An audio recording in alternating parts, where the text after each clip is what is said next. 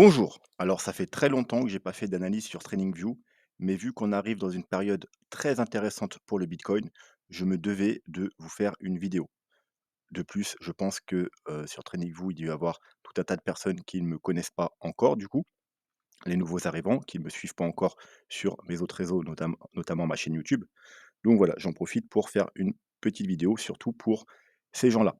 Aujourd'hui, on va parler du, moyen long terme. Est-ce que c'est un bon moment pour acheter du bitcoin ou quand faudra-t-il acheter du bitcoin? On va voir tout un tas de graphiques et d'indicateurs.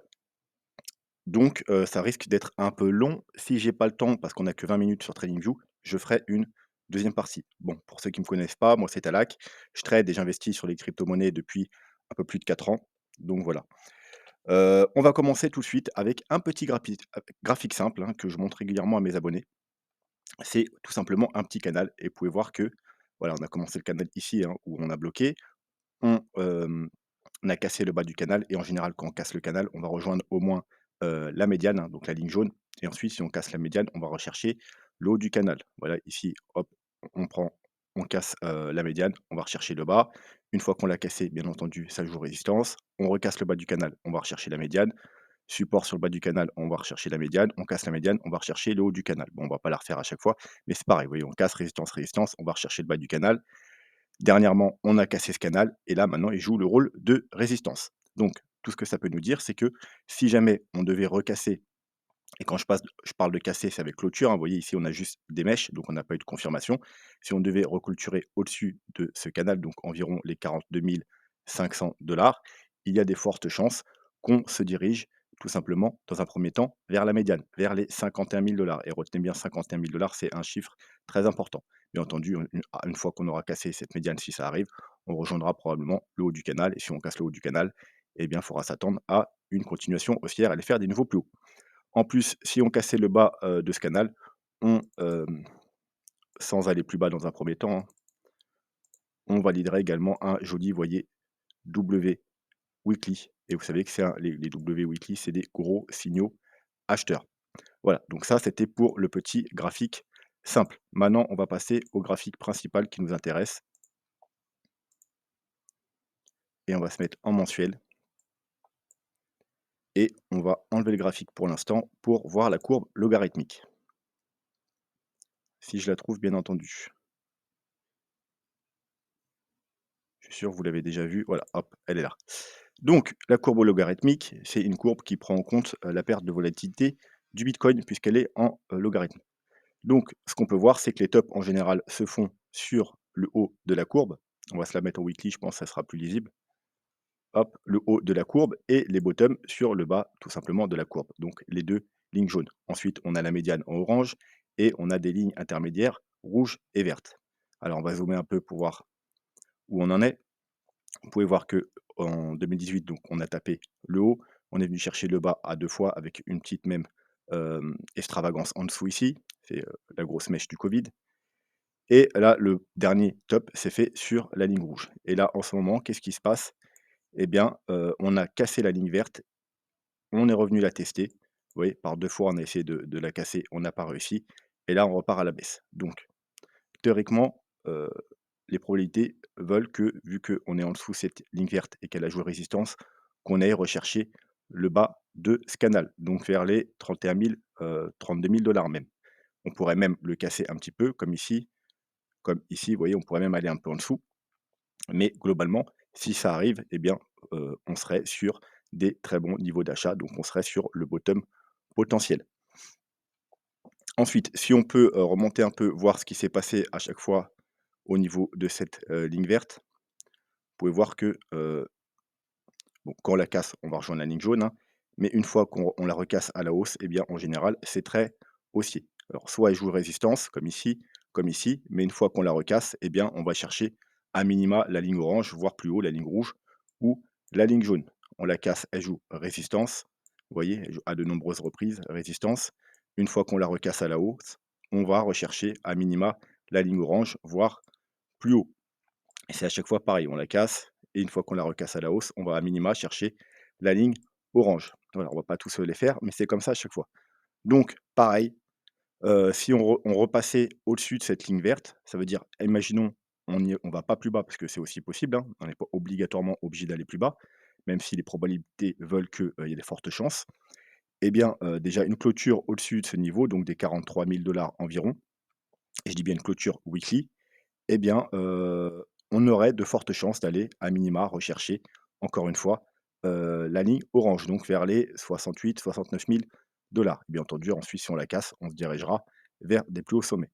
Donc ce que peut nous dire le graphique, c'est que on est déjà dans des zones intéressantes d'achat, vous voyez? Parce que si vous avez acheté, ne serait-ce qu'à chaque fois, si vous avez accumulé entre la ligne verte et la ligne jaune, à chaque fois, vous avez, eh bien, de très bons niveaux d'achat. Oui, si vous avez acheté dans cette zone-là, c'est des très bons niveaux d'achat. Si vous achetez ici, c'est très bons niveaux d'achat.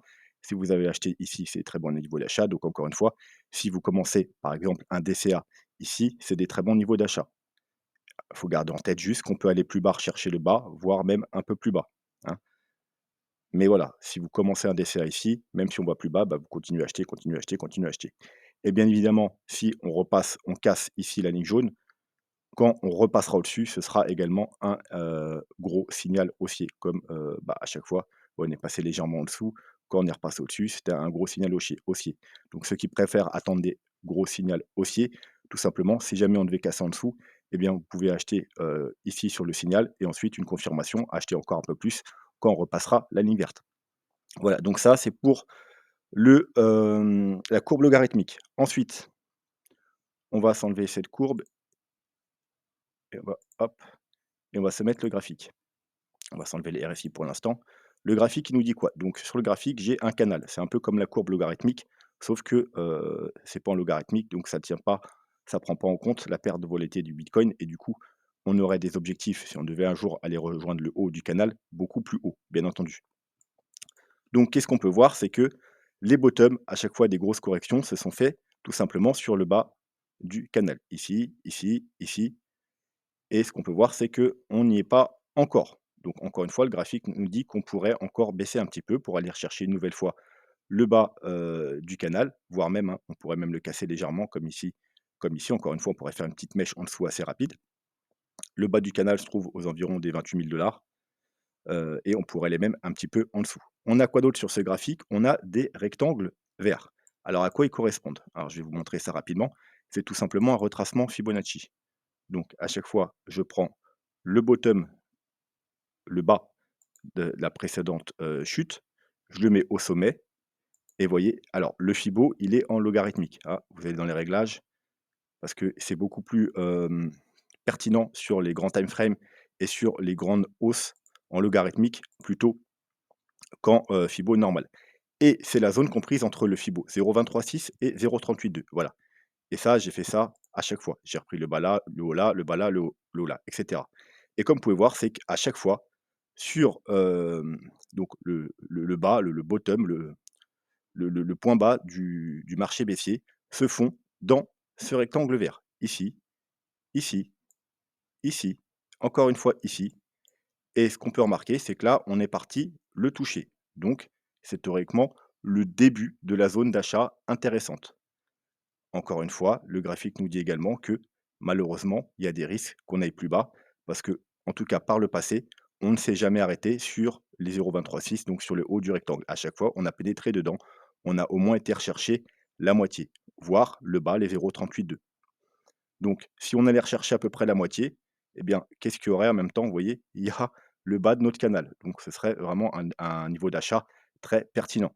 On pourrait également faire une petite mèche comme ça en dessous du canal pour justement aller rechercher tout simplement le bas du rectangle. C'est théoriquement le plus bas qu'on pourrait aller si on s'en tient à ce qu'on a vu précédemment. Et le bas du canal se trouve vers les 21 000 $.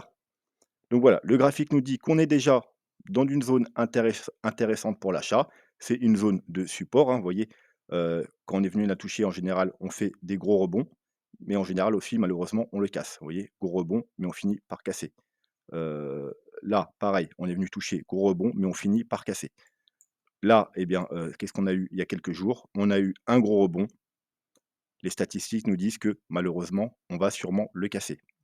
Voilà, mais on peut jamais être sûr de rien. C'est pas parce qu'on l'a cassé précédemment qu'on va être obligatoirement de casser cette zone cette fois-ci.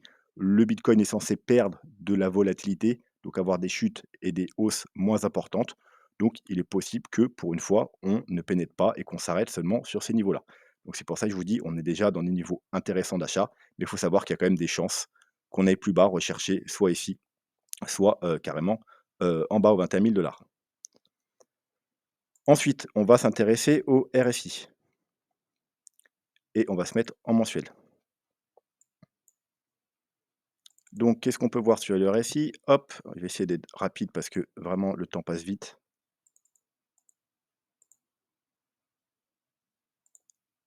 Hop là, on a une zone là qu'on va mettre en rouge et une zone là qu'on va mettre bien entendu en verte. Donc le RSI nous confirme ce que nous dit le graphique, c'est que, bah, là, c'est intéressant de chercher des ventes et là, dans cette zone-là, c'est intéressant de chercher des achats. On arrive dans des zones intéressantes d'achat. Il nous dit surtout que c'est surtout pas le moment de vendre. Vous voyez, vous vendez ici, vous vendez pas si vous avez vendu là ou là, c'était sûrement les plus mauvaises décisions de votre vie sur les cryptos. Voilà, donc là, on arrive encore une fois dans une zone où il était intéressant d'acheter. Ça ne veut pas dire qu'on achète tout d'un coup, parce que vous voyez que, encore une fois, ça nous dit qu'on pourrait encore descendre un peu, hein, parce qu'il y a encore un peu de marge pour arriver au bas de ce petit rectangle, mais qu'on est déjà dans une zone pour accumuler du Bitcoin, c'est-à-dire pour faire un DCA, acheter un petit peu chaque semaine, toutes les 2 semaines ou tous les mois. Alors moi, tous les mois, je trouve que c'est un peu long, sur les cryptos, ça bouge très vite. En un mois ou 2, il peut se passer énormément de choses. Donc mieux vaut acheter un peu chaque semaine ou toutes les 2 semaines. Vous voyez, si vous commencez un petit DCA quand on pénètre dans ce rectangle-là et en même temps sur le RSI, vous achetez un peu chaque semaine, chaque semaine, chaque semaine, chaque semaine, chaque semaine et ben, au final, vous aurez un prix extrêmement intéressant pour du moyen long terme. Pareil ici et encore une fois, pareil ici, là, c'est un bon moment pour commencer un petit DCA. Vous achetez un peu chaque semaine, hein, on peut descendre un peu, hein, pour aller rechercher plus bas comme on a vu chaque semaine, pendant 1, 2, 3, 4, 5, 6 mois, tout dépendra combien de temps ça va prendre. Et au final, vous aurez un prix moyen très intéressant parce que vous aurez acheté sur la zone basse. Et ensuite, vous attendez 1 an ou 2 qu'on ait la nouvelle jambe haussière et qu'on ait recherché 100, 150 000, 200 000 $, voire plus, je ne sais pas. Et vous aurez un prix d'achat extrêmement moyen, extrêmement intéressant. Donc le RSI nous confirme tout simplement ce qu'on avait déjà vu sur le graphique. Ensuite,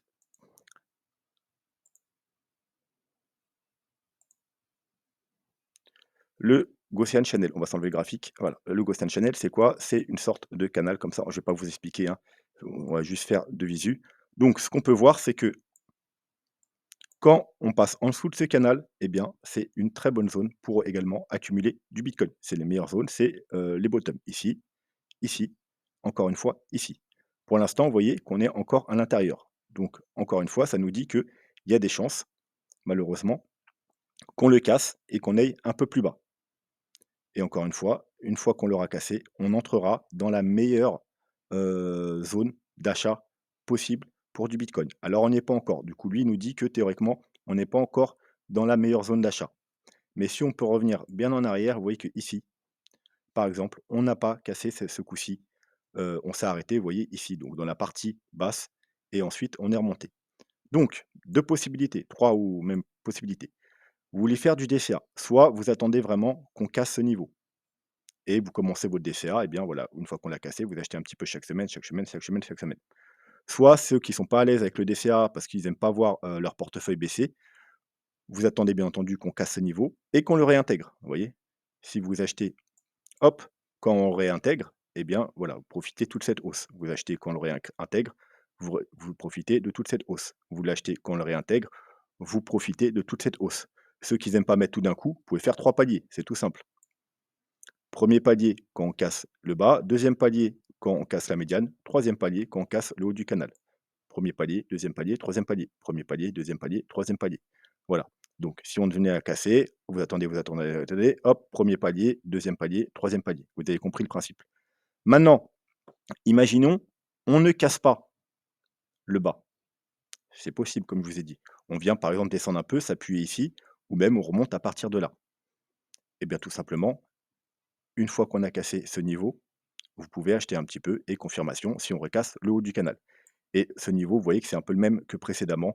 C'est environ les 42 000 heu, comme un peu sur le graphique que je vous ai montré au début et qui nous validerait également le, gros W weekly. Donc encore une fois, celui-là, il nous confirme le graphique que je vous montrais au départ, que si on arrive à reclôturer en weekly, hein, n'oubliez pas le time frame, on reclôture en weekly au-dessus des 42 000 il y a de fortes chances qu'on ait au moins un gros rebond, par rapport à ce canal, on irait au moins rechercher, les 52 000. Alors rappelez-vous, il y avait un gros niveau 51-52 000. Donc ça nous confirme également ce niveau-là. C'était à peu près ça correspond à peu près à la médiane du graphique que je vous ai montré au départ où il y avait les 51 000. Voilà, donc ça c'est pour le Gaussian Channel. Rapidement,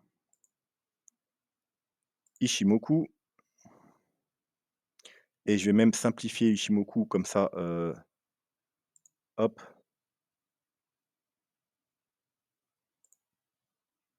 voilà, je vais le simplifier à l'extrême. Et je vais tout simplement laisser juste la Kijun, c'est, le niveau le plus important. Pour Ichimoku, vous voyez, pour être, bullish en weekly, il faut repasser au-dessus de la Kijun. Vous voyez, c'est quand on est au-dessus de la Kijun, donc c'est cette ligne orange, que on passe, bullish sur Ichimoku. Donc là, on est en dessous. Il faut passer les 51 000 $. Vous voyez encore, il y a ce niveau des 51 000 qui revient toujours, pour être bullish sur Ichimoku. Ceux qui veulent pas attendre les 51 000 qui veulent avoir un prix plus intéressant, tout simplement, vous passez dans le time frame d'en dessous, en 3 jours. Et en 3 jours, vous voyez qu'il peut y avoir, du coup, hein, vu que c'est un time frame plus petit, des faux signaux, mais ça reste quand même plutôt, pertinent. Et en 3 jours, la Kijun se situe encore une fois aux 42 000. Donc le graphique nous crie que déjà, dans un premier temps, si on arrive à passer les 42 000 avoir une clôture au-dessus des 42 000, eh bien, il y a de fortes chances qu'on ait à minima un gros rebond. Voilà, donc ça, c'est pour, Ichimoku. Pour finir, moyenne mobile, on va passer en weekly déjà. Donc, on va même garder on va aller à l'essentiel. Voilà, moyenne mobile 100 et moyenne mobile 200 weekly. Vous pouvez voir que les bottoms en général se font sur la moyenne mobile 200. Ici, ici, ici. Là, on a même fait des petites mèches un peu en dessous. Donc, et que la moyenne mobile 100 en général, elle ne tient pas. Vous voyez, hop, on y va, léger rebond, mais elle casse. Là, on la casse. Là, on a fait un rebond, un joli rebond, mais au final, on la casse pour aller rechercher la moyenne mobile de 100. Encore une fois, le graphique nous dit qu'il y a quand même des grosses probabilités, malheureusement, qu'encore une fois, elles ne tiennent pas et qu'on aille rechercher la moyenne mobile de 100 aux alentours des 20-21 000 $. Elle va continuer à monter un peu, donc plus autour des 21 000 $ encore une fois. Mais voilà, on est quand même sur un support intéressant. Donc, il se peut, comme je vous ai dit, que ce coup-ci, le Bitcoin corrige moins qu'à son habitude et qu'il n'ait pas recherché les zones qu'on attend. Et donc, on est encore une fois sur un niveau qui est quand même un gros niveau de support. Donc, c'est pas plus mal de commencer dès maintenant un petit DCA au cas où on n'irait pas plus bas. Voilà. Et ceux qui, encore une fois, veulent pas de DCA, eh bien, tout simplement, vous attendez qu'on baisse, soit ici, comme si vous avez la chance qu'on casse et ben, qu'on repasse au-dessus. Sinon, il faudra attendre, et bien, qu'on repasse au-dessus de la moyenne mobile 100, une fois tout ça cassé pour la confirmation, comme à chaque fois. Mais on vient s'appuyer, hop, après on passe la moyenne mobile 100 et on s'envole. On vient s'appuyer, on casse la moyenne mobile 100, on vient s'appuyer, on casse la moyenne mobile 100. Tout simplement. Voilà. Et sinon, ceux qui font du DCA, bah, vous pouvez voir que si jamais on casse la moyenne mobile 100, et bah, dès qu'on la casse, c'est un bon moment pour faire un DCA et on accumule toute cette période. Toute la période où on est en dessous ces 2 moyennes mobiles, on commence à cumuler un peu chaque semaine, un peu chaque semaine, voilà. Et pareil, si on devait la casser, bah, vous commencez à accumuler du bitcoin jusqu'à ce qu'on ressorte de, ce niveau.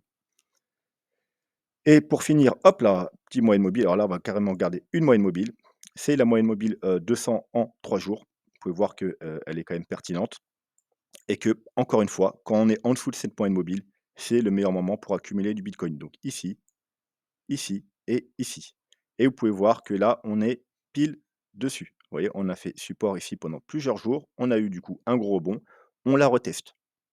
Donc, soit elle va tenir, soit, donc encore une fois, ça nous dit qu'on est quand même sur un niveau intéressant, soit malheureusement, par le passé, vous voyez que même si également ça fait de rebonds, en général, on finit par la casser. Voilà, donc si on la casse, c'est pas la fin du monde, ce sera juste un signal comme quoi que c'est un bon moment pour commencer à acheter du bitcoin et accumuler pendant quelques semaines ou quelques mois, jusqu'à quand qu'on repasse au-dessus. Bien entendu, ceux qui veulent pas accumuler et qui préfèrent attendre un signal haussier, eh bien, une fois qu'on leur a cassé, vous attendez tout simplement qu'on repasse au-dessus et vous voyez que vous aurez quand même